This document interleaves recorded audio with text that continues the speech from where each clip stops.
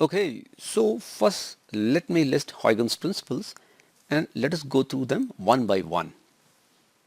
So for explaining Huygens principles, let us take a point source and at a time t0, let us mark a spherical wavefront as AA dash.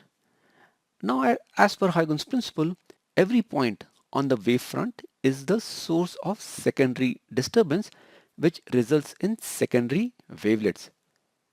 So the key point to note is that any point here or here or here, that is all points on this wavefront are a source of secondary wavelets.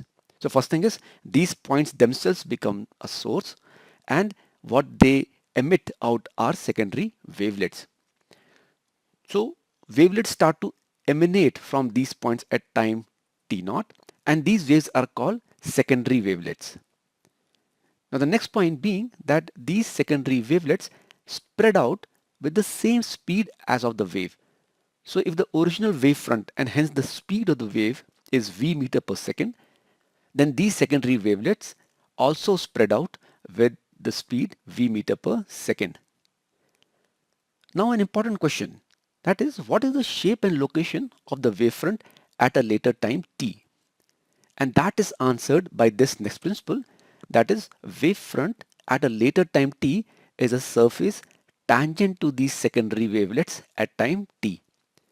So let us first visualize in 3D. So in 3 dimensions, the secondary wavelets which are spherical in shape would have expanded to a radius v into delta t from the source of secondary disturbances. Note that delta t here is the time interval t minus t naught.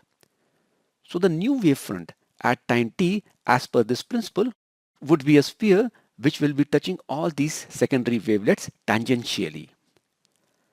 Now the same picturization in 2D will be that the secondary wavelets in 2D will be circles expanding out with speed v, and in time delta t they would have expanded to v delta t from these points, and the new wavefront now will be the circle touching all these secondary wavelets as a tangent. So in 2D the wavefront at time t will be this circle. Now an important point to note is that for the secondary wavelets we can draw a common tangential circle diametrically opposite to this points. So ideally we should also have a back wave with wavefront BB dash. But Huygens assumed that the secondary wavelets have maximum amplitude in the forward direction and zero in the backward direction. And using this assumption, he justified the absence of the back wave.